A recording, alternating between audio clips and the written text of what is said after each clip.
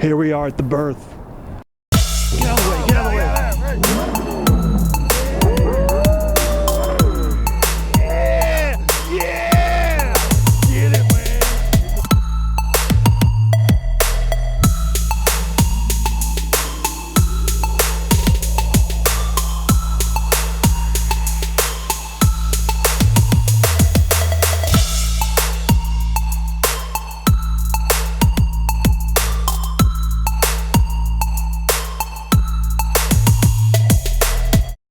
CLTFC Fan TV. That's right, man. CLTFC Fan TV. Got my big shotgun mic with my crazy wind muffler on it. This is JT, I'm Lee.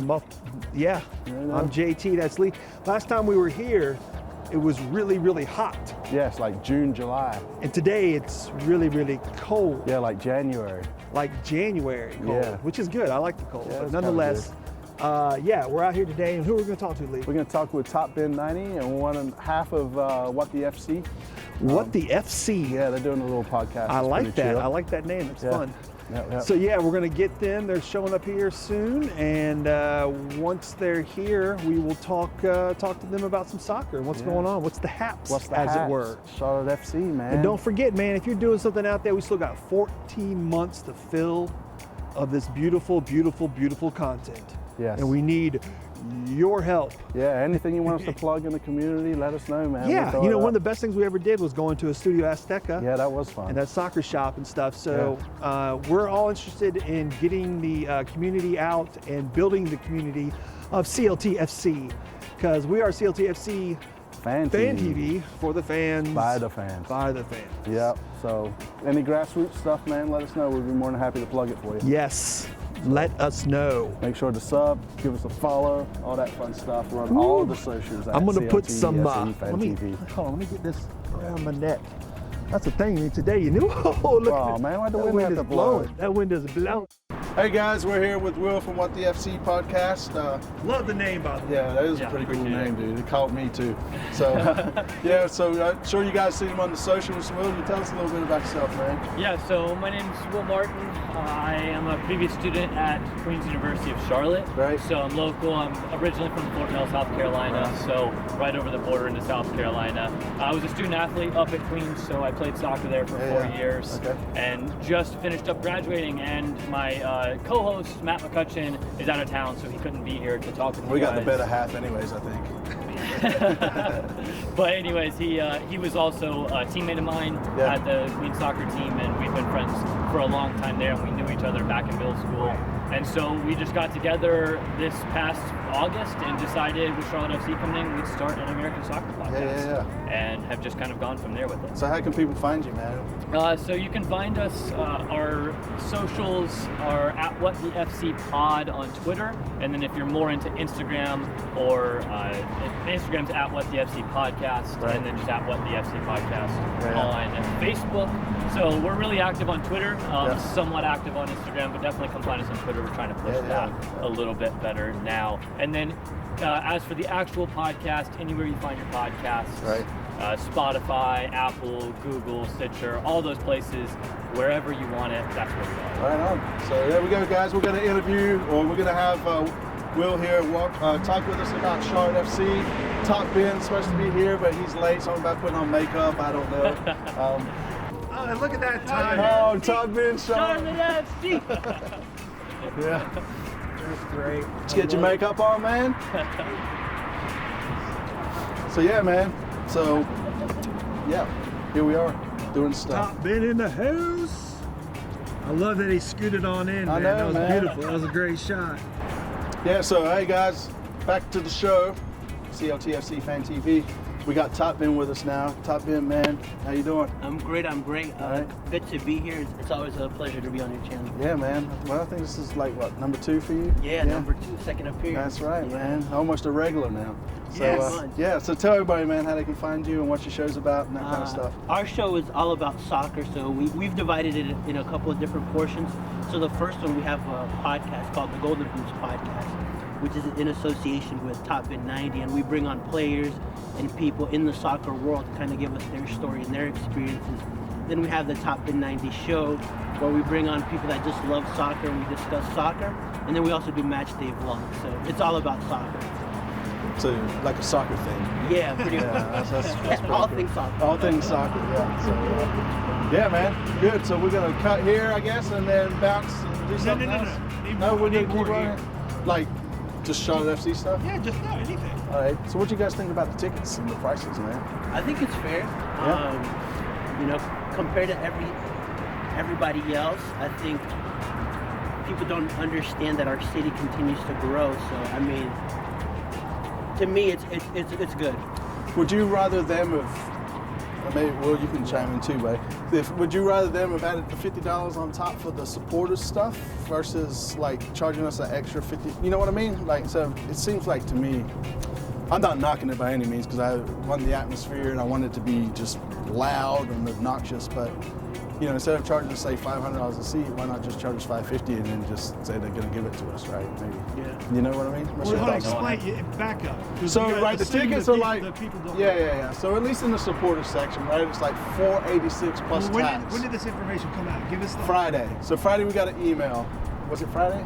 No, it was like Thursday or something. I think it was Thursday or Friday. Last week we got an email saying, hey, you know, supporter section tickets are on sale. Then they kind of gave you a rundown in there. It was like $486 a head, plus tax, which equals to like $524.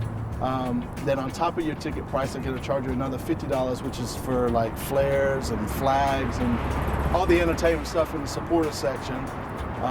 Then wherever you signed up and got allotted into, you can pay 10% per seat that you want. And then I guess in the fall, they're gonna either ask you to pay the 90% or give you some sort of 0% interest, right? Yeah. So, did I miss anything there? I don't think so. I haven't looked into it too much because my family is getting tickets, and so they're not doing supporter section. Okay. And I'm just kind of lumping in with them. Yeah. So I've been just kind of sitting there waiting for the supporter section stuff to get done Yeah. so that we can see what. Well, I know I ours signed look up like but- the moment they went live, and I got next Friday afternoon, and then JT, you got what, like Tuesday or something, Tuesday, right? me too. 11. You got Tuesday? 26th. Did you? Tuesday the 26th. Yeah, I got so it. like I was, 1:30. as soon as they said sites live for ticket deposits, I was like, bam. And then there's other people that got early morning, so I mean, people are cranking it out. you Yeah. know, so- Well, they did say that the first two sections is first come, first serve, right? No, the whole supporter section. Okay. So basically, whenever you show up, Yeah. it is gonna like So why general does it- admin. I don't understand then the. I guess it probably, I would think, right, would be for like maybe so they can take your money and not be overwhelmed with it all, right? Okay. And That then- makes sense. Hey, everyone, take a step to the left. There you Are we go. scooting? Yeah, y'all slowly moving to the right. All right, Yeah. there you go. Yeah.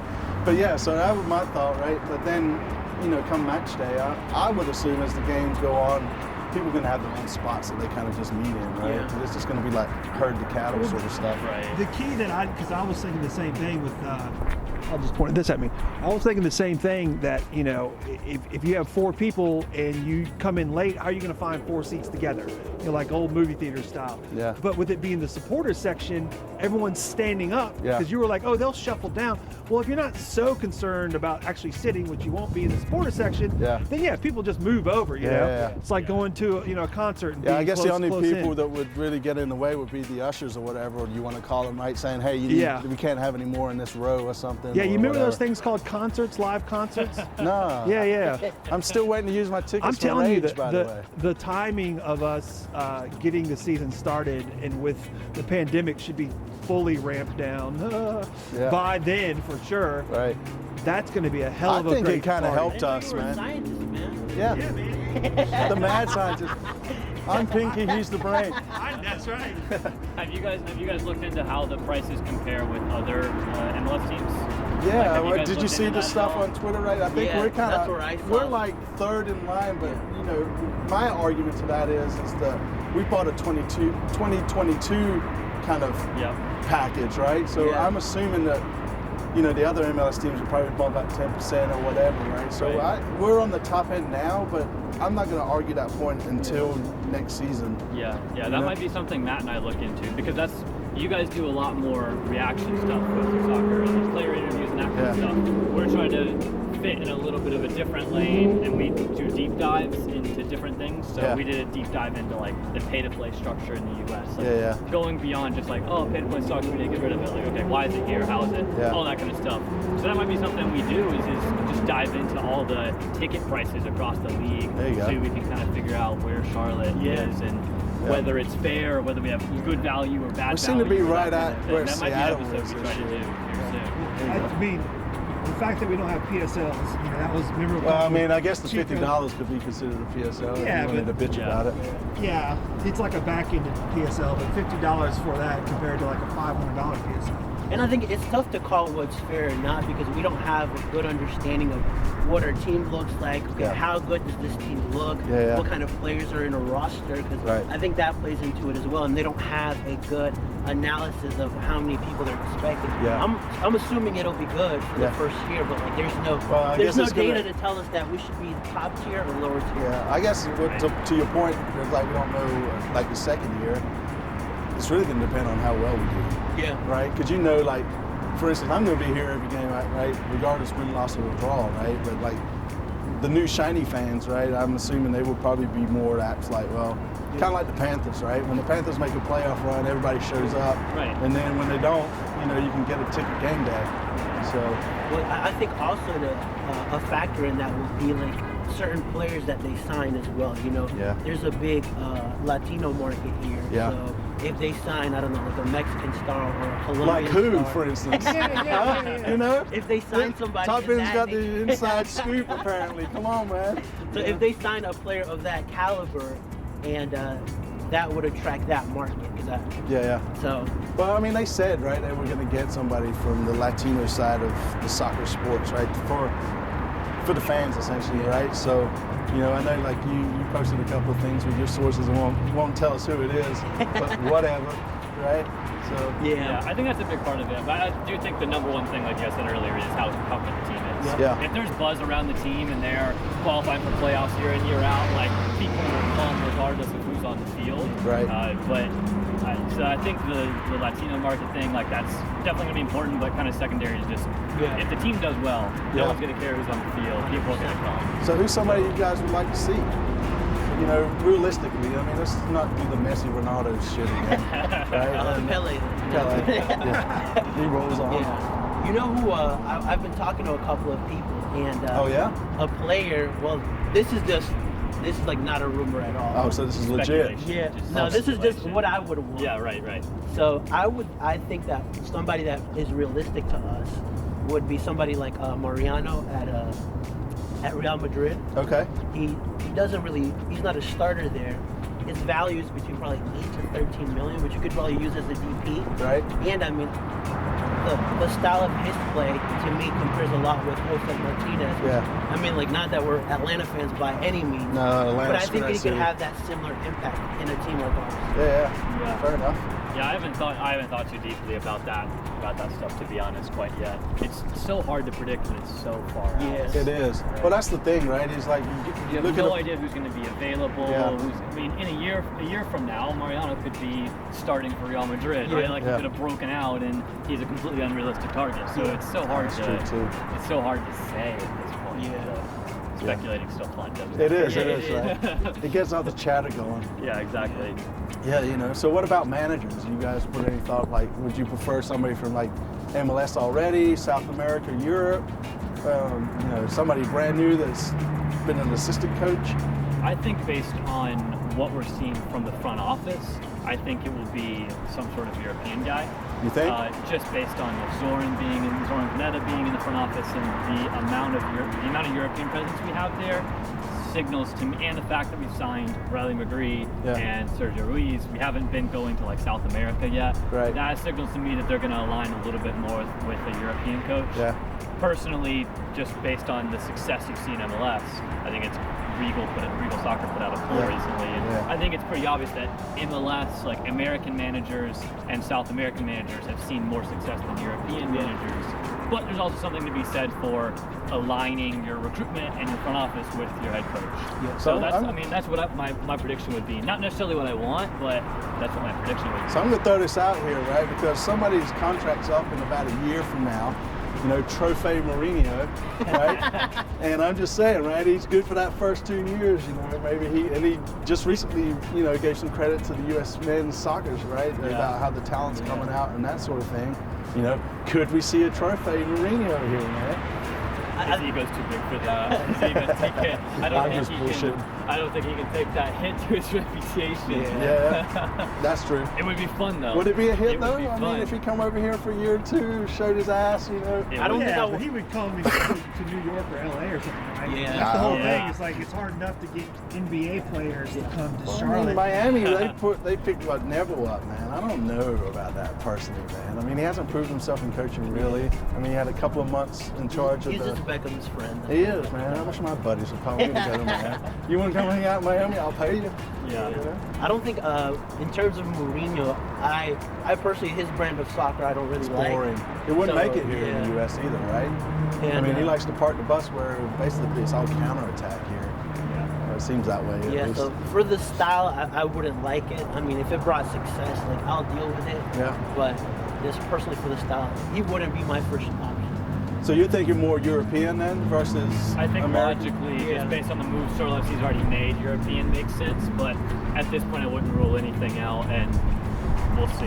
Yeah, I mean, that's it, right? We'll see for everything. Same, yeah, like, it seems like the backbone of our club is just European. You know, Thomas Schalling, he does a lot of recruiting as well. He's from PSV. That's where he did a lot of his things. Then you have Zoran. Yeah. Who else?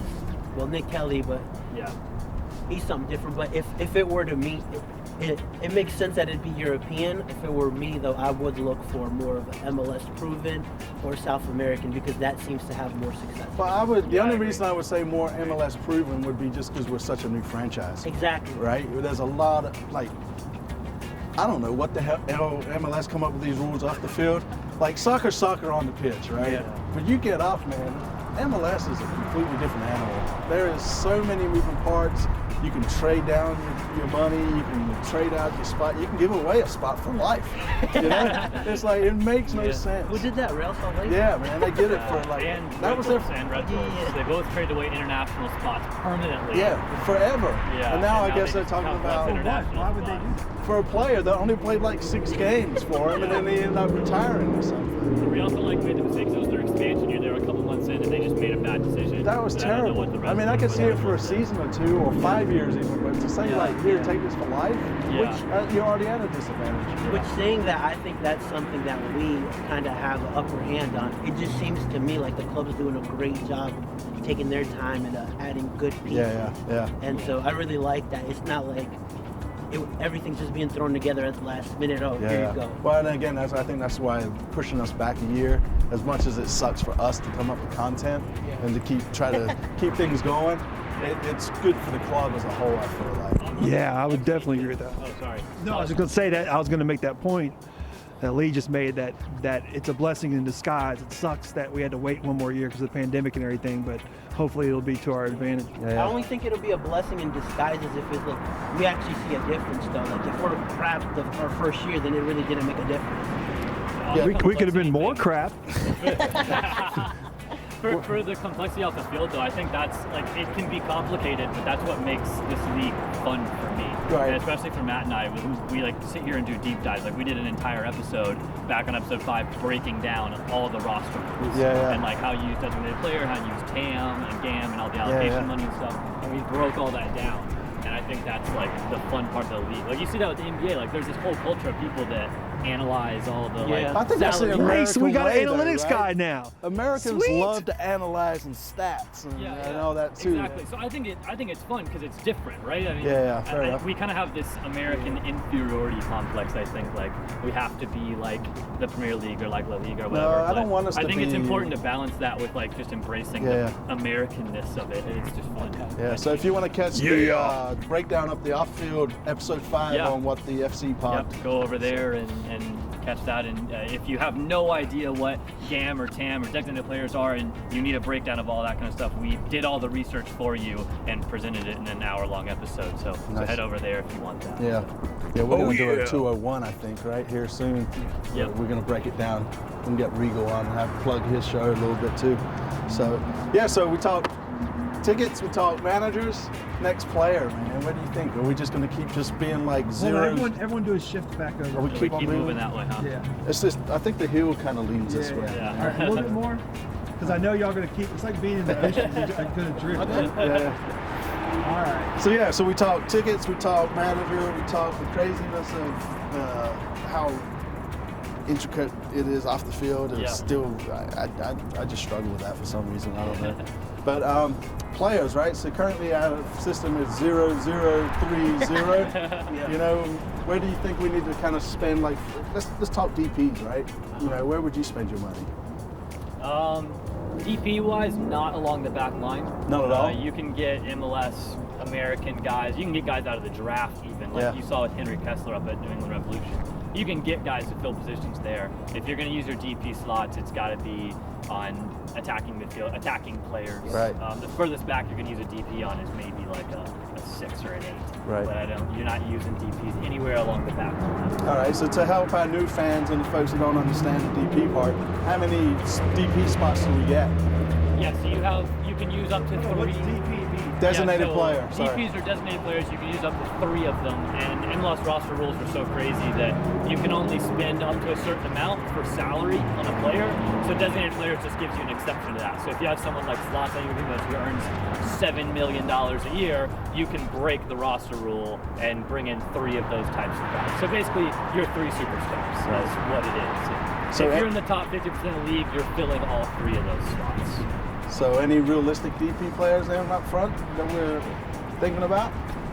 I can't say a name, I feel like. Yeah, I feel like so category-wise, it's pretty clear that they want to bring in players that are younger in their prime. I don't think they want to bring in an older player. I think the only reason they bring in an older player is to your point earlier, like a Guardado or someone like that is going to sell tickets and create buzz and stuff.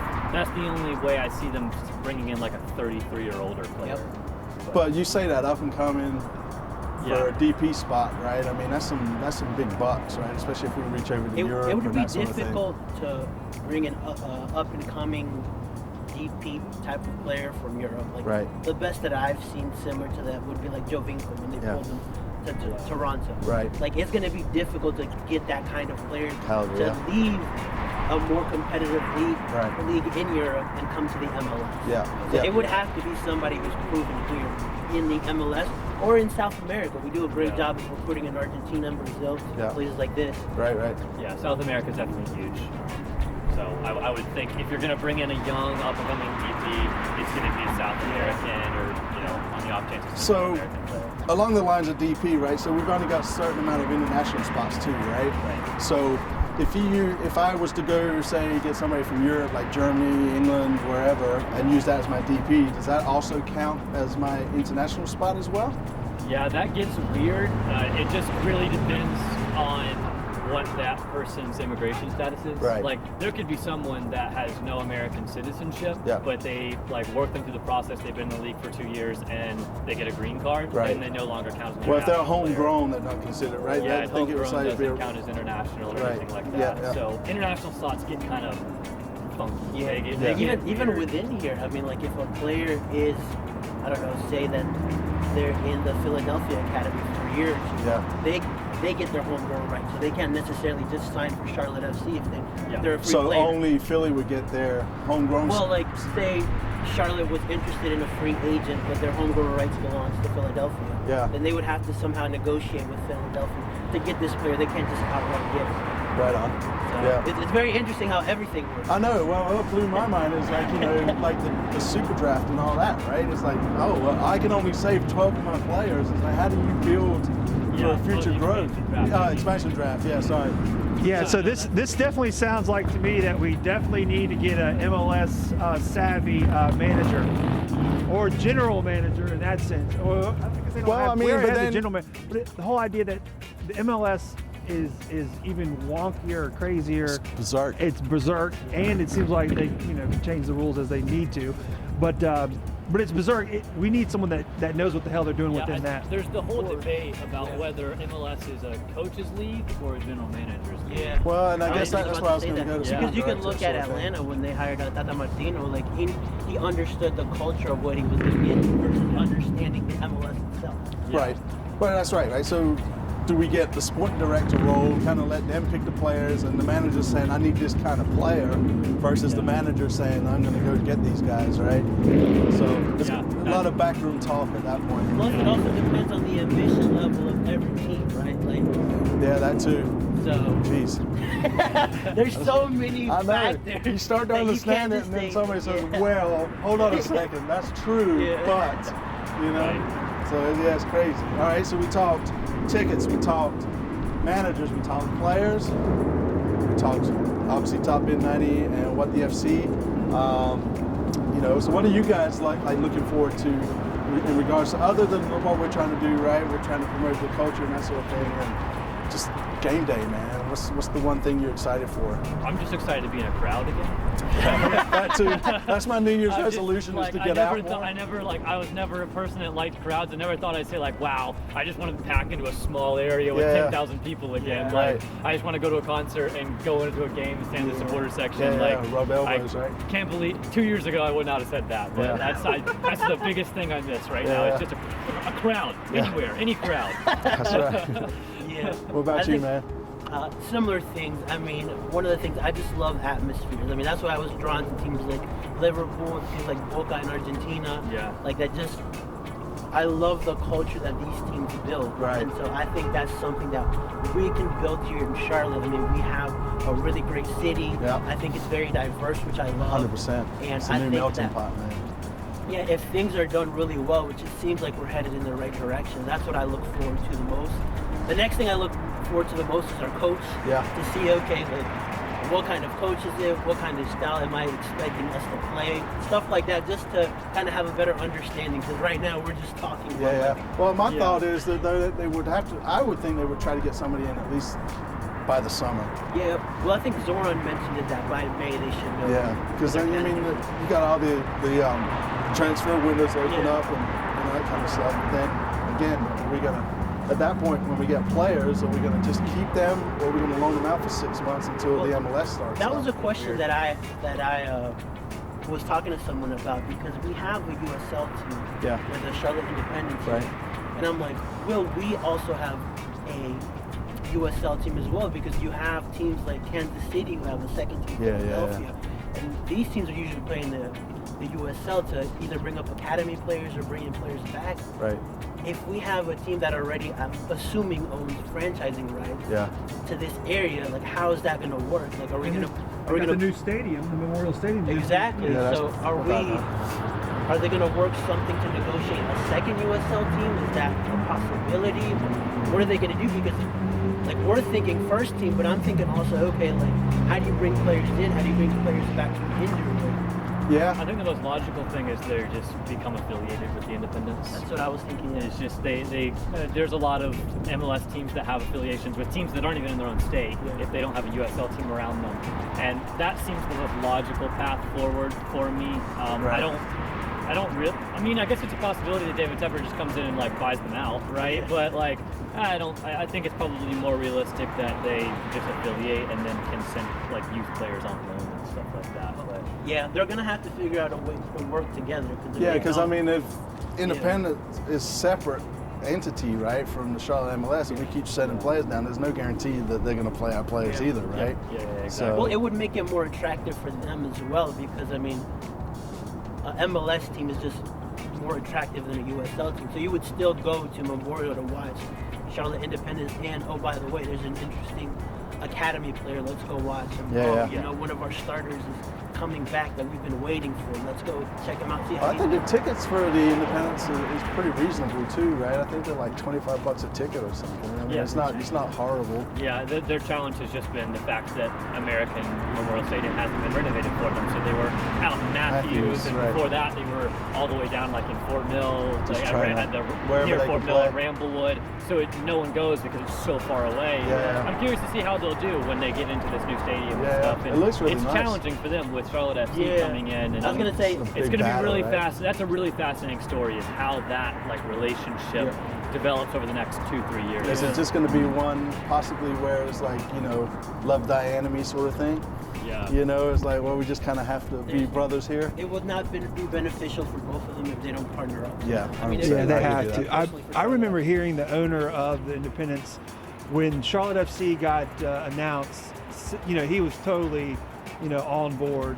He was, now granted he could have been hiding his cards, but at the same time, he did not say in public that it was a bad thing because he already sees the path for his team. But the crazy thing to me is, again, if you're talking about a USL team, that's like having a minor league team if this is Major League Soccer.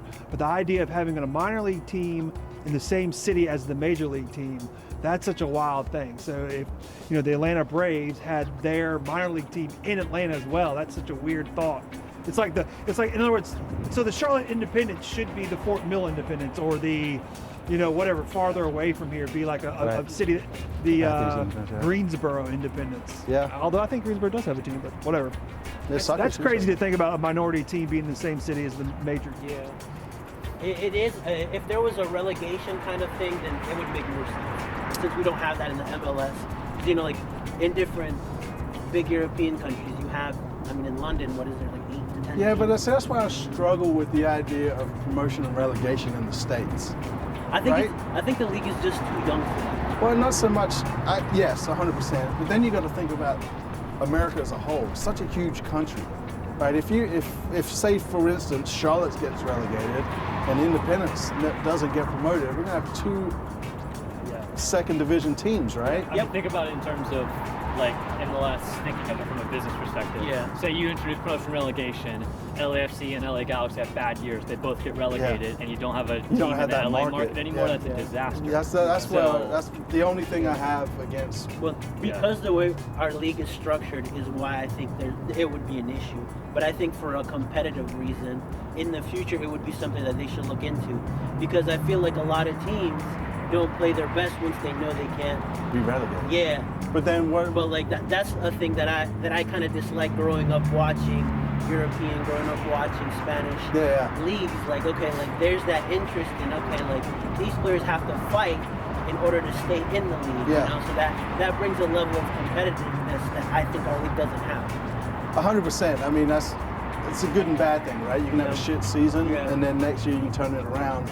And Because I think it's a disadvantage to players as well because of the way some of the things are structured is like, for example, if you look at Liga MX, like they have a pact with all the owners that if a player isn't if a player has is a free agent, he can't just go sign with another team. Those owners have to agree on it, and then he can go or pay some sort of fee. So like that brings a disadvantage to the player, and I think it's something similar that's happening here now. well, the MLS for sure, right? Because I mean, essentially they're an MLS player, Yeah. right? Versus You're not a a club team. player, Yeah. right? Yeah. Which Yeah, that comes back to the single entity structure, Yeah. right? Which is Yeah. I mean- which is really, really interesting when you dive in. From an investor perspective, though, like it's great.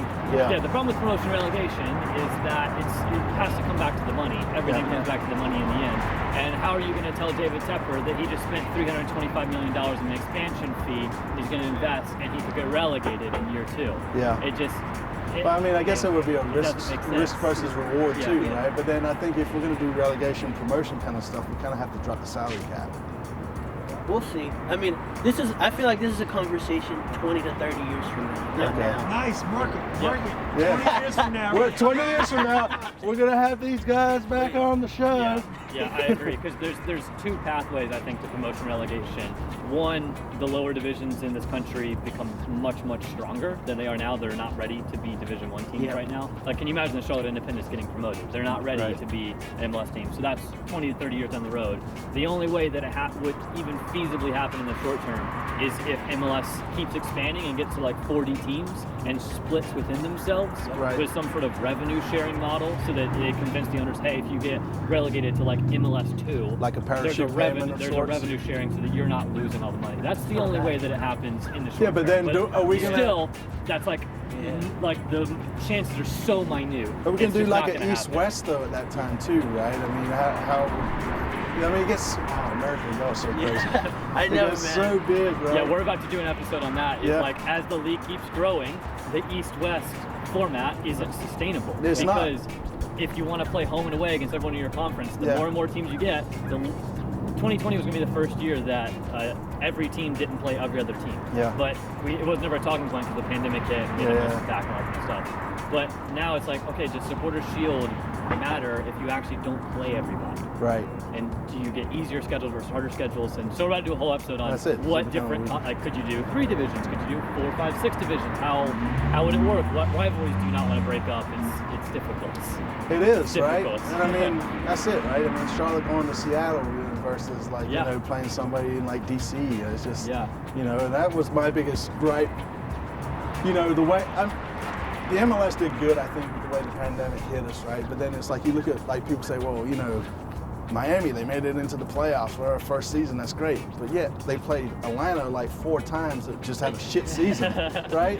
So compared to somebody... And they made it, what, like 10th out of 12 teams? I know, that's what I'm saying. So it's not like, really like, you know, out of their merit, it was like they were the least worst. So you have one strong team in the Southeast, for instance, that just dominates, right? You saw it in the NFL this year with the NFC East, right? Was that the division that was terrible this year? And Washington got in at like 6 and 8 and did the playoffs. And if you go with more divisions, you could end up with a situation like that in MLS. And I don't know if that's what we want. Right. But I'm also not sure there's actually a good solution. Yeah, I definitely wouldn't want that. No, I mean, Miami, the Dolphins didn't do very well this year, did they? He's a Dolphins fan. You mentioned Miami, so I'm just going to say that way together. That was interesting that we have to talk about like future topics and not youth now, right? Yeah, well, I mean, in regards to the club itself, I think the backroom staff, right? I'm talking about from Teppa to Kelly down. I thought you said bathroom staff. Bathroom staff. Did I say bathroom? That's what it sounded like. Clean. Like, damn, man, you talking about diving in deep to the club. Diving in deep. I see what you did there. We're talking about the janitorial staff. We're really digging our stories. We're really digging. That's right. The paper towels. Well, the double ply though is awesome, right? But no, seriously, right? I would say from like Teppa, right? They've kind of split out now with the Panthers, right, and with the club, and you know, trickling down. I mean, I feel like our scouting is good. I feel like, you know, we've got the academy group seems to be well. You know, those boys, man, the academy guys, they really showed up for the city, I think, last year. And, you know, let's hope we can get in there and see some more of their games. And I think having an academy in itself is a great thing. Oh, 100%, 100%, right? Because then...